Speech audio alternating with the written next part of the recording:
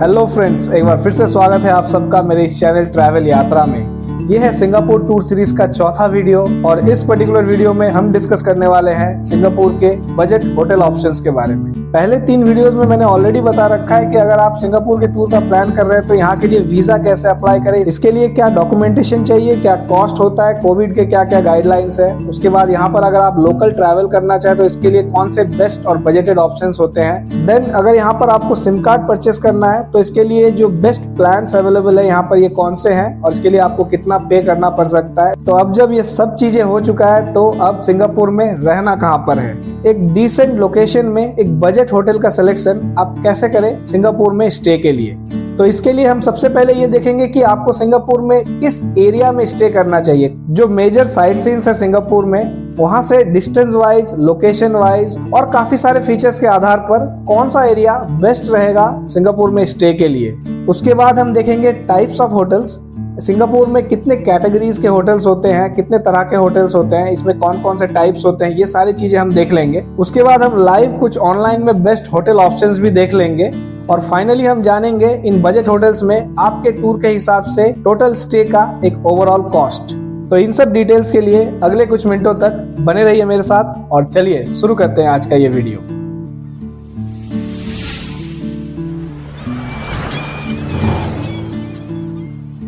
सबसे पहले अगर आप सिंगापुर में स्टे के लिए एरिया का सिलेक्शन करना चाहते हैं तो मेनली ये ध्यान रखिए कि आप जो सेंट्रल सिंगापुर वाला एरिया है इससे बहुत ज्यादा दूर ना जाए स्टे के लिए। फॉर एग्जाम्पल ये सिंगापुर का मैप है जिसमें आप देख सकते हैं ये पूरा का पूरा सिंगापुर 5 रीजन में डिवाइडेड है। East region, west region, north region, central region and north east region. तो ये जो सेंट्रल रीजन वाला एरिया है इसके आसपास ही जो आपके मेजर साइट सीन्स और मेजर टूरिस्ट अट्रैक्शन वगैरह है ये यहीं पर है। तो आप ये ध्यान रखिए कि आपका होटल स्टे का सिलेक्शन भी इस पर्टिकुलर सेंट्रल सिंगापुर वाले रीजन के आसपास का ही हो। और जैसे आप देख सकते हैं ये वेस्ट रीजन में जुरोंग, बुनले, पायनियर ये सब एरियाज है और नॉर्थ रीजन में जैसे वुडलैंड, सिमबगन ये सब एरियाज है। इन एरियाज में थोड़ा आप अवॉइड करें स्टे का ऑप्शन लेना। ये मैं इसलिए नहीं कह रहा हूँ क्योंकि ये एरिया सेफ नहीं है या फिर यहाँ पर जो ट्रांसपोर्टेशन और कनेक्टिविटी है अच्छा नहीं है, बल्कि मैं कहूँगा कि पूरे सिंगापुर में MRT, LRT और बसेस की ट्रांसपोर्ट कनेक्टिविटी बहुत अच्छी है और इन सब एरियाज में भी काफी अच्छी कनेक्टिविटी है। और सेफ्टी के मामले में आपको जानकर हैरानी होगी कि Singapore one of those countries है जहां पर 0% क्राइम रेट है। 2017 के एक सर्वे स्टैटिस्टिक्स के आधार पर यहाँ का जो क्राइम रेट है वो है 0.19%, मतलब 0.1%, which is almost equal to 0%। तो आप सिंगापुर में किसी भी कोने में आप स्टे करना चाहे तो it's totally safe, no need to worry about the safety in Singapore. लेकिन मैं इन एरियाज में आपको स्टे करने के लिए रिकमेंड इसलिए नहीं कर रहा हूँ क्योंकि सिंगापुर में जो मेजर अट्रैक्शंस है जैसे Merlion, Marina Bay Sands, Garden by Bay, Haji Lane, Arab Street, Clarke Quay, Sentosa, ये सारी चीजें जो है सेंट्रल सिंगापुर के आसपास है। तो अगर आप सेंट्रल सिंगापुर के आसपास ही स्टे लेते हैं तो आपको ट्रैवलिंग का जो ड्यूरेशन है वो थोड़ा कम हो जाएगा। एट द सेम टाइम आपको अगर कभी बहुत ज्यादा रात हो जाता है देन ये जो नॉर्दर्न रीजन ऑफ सिंगापुर में जो ये वुडलैंड वगैरह एरिया है तो यहाँ पर रेड लाइन के जो MRT जाते हैं उसका मान लीजिए 11:30, 11:45 के आसपास अगर आपको लास्ट MRT मिलता है तो उसके बाद अगर आपको जाना पड़े तो कैब वगैरह अगर लेना पड़ जाए तो बहुत दूर हो जाता है। तो यहाँ पर एक काफी भारी अमाउंट पे करना पड़ सकता है आपको by cab. At the same time अगर आप सुबह ऑन टाइम और शाम को ऑन टाइम अगर ट्रैवल कर भी लेते हैं MRT से तब भी आपका ये जो डिस्टेंस है ट्रैवल का ये काफी ज्यादा हो जाता है, वो चीज अप्रोक्सीमेटली आपको 40-45 मिनट के आसपास लग सकता है वन वे जर्नी के लिए। तो आपको डेली जो है 1.5-2 घंटा आपका ट्रैवल में ही वेस्ट हो जाएगा। तो इसके लिए मेक श्योर दैट आप अपना जो स्टे है वो सेंट्रल रीजन ऑफ सिंगापुर के आसपास ही लें। अब देख लेते हैं कि सेंट्रल रीजन ऑफ सिंगापुर में हमें स्टे तो लेना है बट एग्जैक्टली यहाँ पर कौन कौन से एरियाज है जहाँ पर आपको बजट होटल ऑप्शंस अवेलेबल हो सकते हैं। तो देखिए ये सेंट्रल एरिया में मेनली आपका जो चाइना टाउन वाला एरिया है यहाँ पर आपको बजट होटल्स मिल जाएंगे। Then next you can go to little India. Little India जैसे नाम से आपको पता चल रहा है यहाँ पर आपको इंडियन कल्चर देखने को मिलेगा, इंडियन लोग मिलेंगे, आपको जो सराउंडिंग है उसमें आपको एक इंडियन एटमॉस्फेयर मिलेगा। यहाँ पर आपको इंडियन फूड ऑप्शंस भी मिलेंगे, काफी सारे इंडियन टेम्पल्स मिल जाएंगे आपको यहाँ पर। तो ये पर्टिकुलर एरिया भी आप सेलेक्ट कर सकते हैं। Then next you can select Geylang और कालांग एरिया। ये जो गेलैंग वाला एरिया है यहाँ पर भी आपको काफी काफी सारे बजट होटल ऑप्शंस मिल जाएंगे और ये भी सेंटर ऑफ द सिंगापुर है। यहाँ से भी आपके जो साइट सीन्स वगैरह है ये बहुत ज्यादा दूर नहीं है। यहाँ पे फूड ऑप्शंस भी आपको बहुत अच्छे मिलेंगे। ये एरिया भी काफी हैपनिंग रहता है लेट नाइट तक। Then Novena is another option for budget hotel stay. So इस तरीके से आप ये सारे एरियाज देख सकते हैं जो सेंट्रल रीजन ऑफ सिंगापुर के आसपास है और यहाँ पर आपको बजट होटल ऑप्शंस बड़े इजीली मिल सकते हैं। इसके अलावा अगर आपको नॉर्थ रीजन ऑफ सिंगापुर या फिर ईस्ट रीजन ऑफ सिंगापुर में जैसे बेडॉग वगैरह में आपको मिलता है तो भी आप बड़े कॉन्फिडेंटली इसे आप बुक कर सकते हैं, क्योंकि ये सब एरियाज भी सेंट्रल सिंगापुर के पास में ही है और यहाँ से भी आपको साइट सीन्स वगैरह एक्सप्लोर करने के लिए बहुत ज्यादा डिस्टेंस ट्रैवल नहीं करना पड़ेगा। So you can go for these areas also.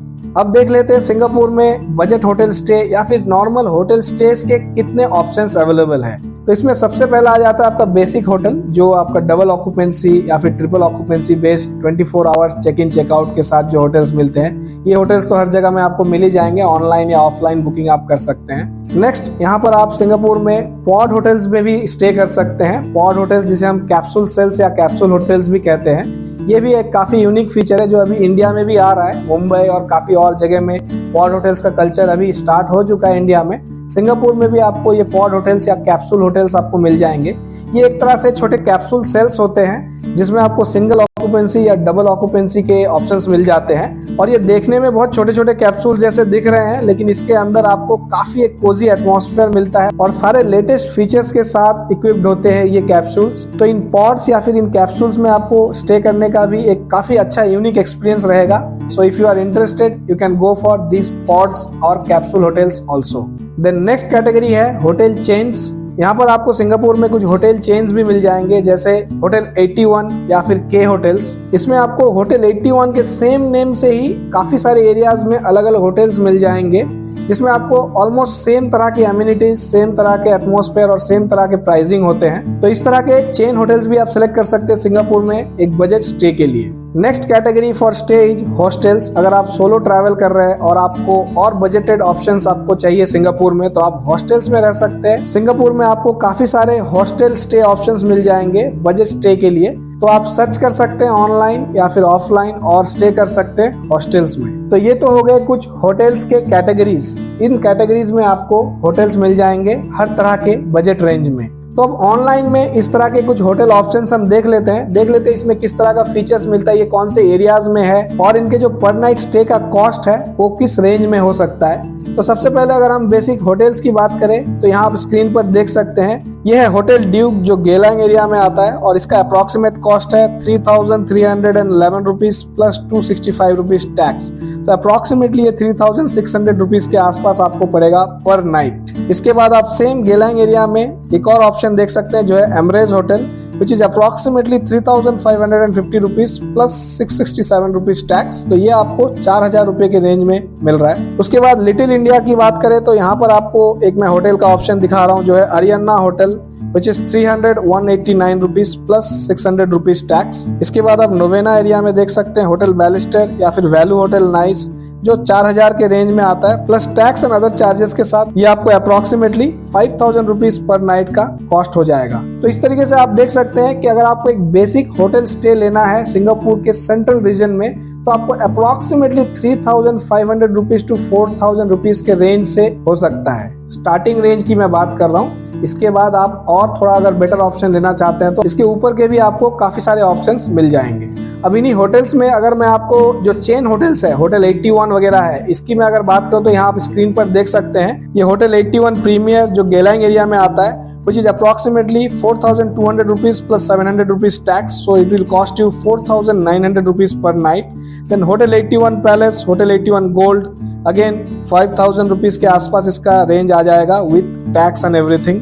Then hotel 81 lucky, hotel 81 Fiji, this is also costing you around 4,000 rupees plus tax. So इस तरीके से आप एक बेसिक होटल का सिलेक्शन कर सकते हैं सिंगापुर में स्टे के लिए।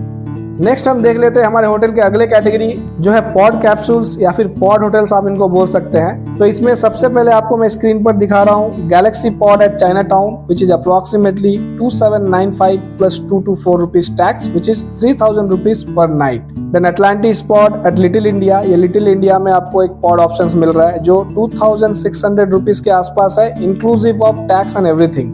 सो 2500 रुपये में आपको एक पॉड मिल सकता है लिटिल इंडिया में। Then pod at Beach Road which is approximately 3500 rupees plus tax, ये कैंपोंग ग्लैम वाले एरिया में आ जाता है। Then K space pod which is 2206 rupees plus tax. Then wing capsules for 2500 rupees approximately. 7 wonder capsules जो 1529 रुपये plus 122 रुपये tax, मतलब 1500 रुपये के आसपास में आपको ये 7 वंडर वाला कैप्सूल मिल जा रहा है। एक्चुअली ये 7 वंडर वाला जो है ये कैप्सूल नहीं है, इट्स जस्ट हॉस्टल जिसमें आपको शेयरिंग बेड्स वगैरह मिल जाते हैं। सो इस तरीके से आप अगर पॉड्स वगैरह में स्टे करना चाहते हैं सिंगापुर में, तो ये आपको होटल से भी काफी और कॉस्ट इफेक्टिव रेट्स में मिल जाएंगे, जो अप्रोक्सीमेटली 2000 रुपीज टू 2500 रुपीज के रेंज से स्टार्ट हो जाता है। अब इससे भी और बजटेड ऑप्शन अगर आप लेना चाहते हैं और आप अगर सोलो ट्रैवल है, तो हम आ जाते हैं अपने अगले कैटेगरी जो है हॉस्टल। हॉस्टल्स के भी आपको सिंगापुर में काफी सारे ऑप्शंस मिल जाएंगे, तो ये आप स्क्रीन पर देख सकते हैं। ये है द हाइप सिंगापुर हॉस्टल जो है 1948 rupees plus tax which is approximately 2000 rupees आप कह सकते हैं पर नाइट का कॉस्ट। देन बीच स्पॉट हॉस्टल जो है 1297 रुपीज, मतलब 1300, 1400, 1500 रुपए तक के रेंज में भी आपको एक अच्छा हॉस्टल ऑप्शन मिल सकता है सिंगापुर में बजट स्टे के लिए, अगर आप सोलो ट्रैवलर है या फिर आप ग्रुप में भी ट्रैवल कर रहे हैं तो इस तरीके से अगर मैं सिंगापुर में एक ओवरऑल स्टे के कॉस्टिंग की बात करूं तो पर नाइट का आपको एक होटल में कॉस्ट पड़ सकता है, बेसिक स्टार्टिंग रेंज जो होता है वो हो सकता है 3500 rupees to 4000 rupees per night. और अगर आप पॉड वगैरह में स्टे करना चाहते हैं तो आपको पे करना पड़ सकता है 2000 rupees to 2500 rupees starting range. और इससे भी अगर आप एक बजटेड ऑप्शंस देख रहे हैं सिंगापुर में, तो आप हॉस्टल वगैरह में स्टे कर सकते हैं which will cost you around 1500 rupees to 2000 rupees as starting range for per night stay. So आप सिंगापुर में एक बजट स्टे के लिए कुछ इस तरीके का बजट रेंज एक माइंड में कैलकुलेट करके चल सकते हैं। तो अगर आप 3 से 4 दिन का सिंगापुर का टूर का प्लान कर रहे हैं, तो आपको 3 नाइट का अगर स्टे करना है, तो 2 लोगों के लिए एक डिसेंट एरिया में, एक डिसेंट लोकेशन में आपको एक decent hotel approximately 3000 rupees per night के हिसाब से या 3500 रुपीज पर नाइट के हिसाब से अगर आपको लेना पड़े, तो ये आपका हो सकता है 10 से 12,000 रुपया approximately for your entire stay in Singapore. और ये जो होटल्स है इनकी बुकिंग आप डायरेक्ट ऑनलाइन पे करके भी कर सकते हैं, और कुछ वेबसाइट्स ऐसे भी है जो आपको पे ऑन अराइवल का ऑप्शन देते हैं, मतलब आप यहाँ से बुक कर देंगे तो आपको एक वाउचर मिल जाएगा जिसके आधार पर आप वीजा वगैरह सब कुछ अप्लाई कर सकते हैं, and then when you reach the hotel you can pay them directly via cash और कार्ड। सो इस तरह का बुकिंग ऑप्शंस भी आप ले सकते हैं which I feel will be a more convenient option for your Singapore trip. So ये था मेरे तरफ से कुछ सिंगापुर में बजट होटल ऑप्शंस के बुकिंग के टिप्स, सजेशंस एंड आइडियाज। तो इन सब चीजों का आप अगर सिंगापुर में स्टे बुकिंग से पहले थोड़ा ध्यान रखें और उसके बाद अगर आप बुक करें, तो आप बड़ी आसानी से सिंगापुर में एक अच्छे लोकेशन में एक बजट होटल स्टे का सिलेक्शन कर सकते हैं। तो आई होप आपको इस वीडियो से सिंगापुर में बजट होटल बुकिंग से रिलेटेड एक ओवरऑल आइडिया मिल गया होगा।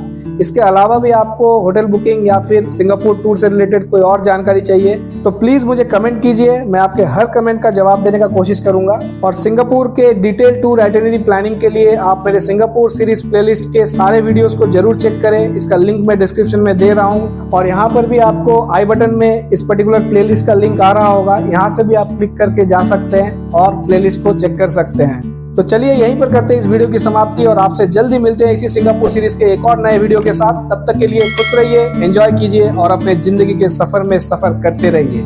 जय हिंद।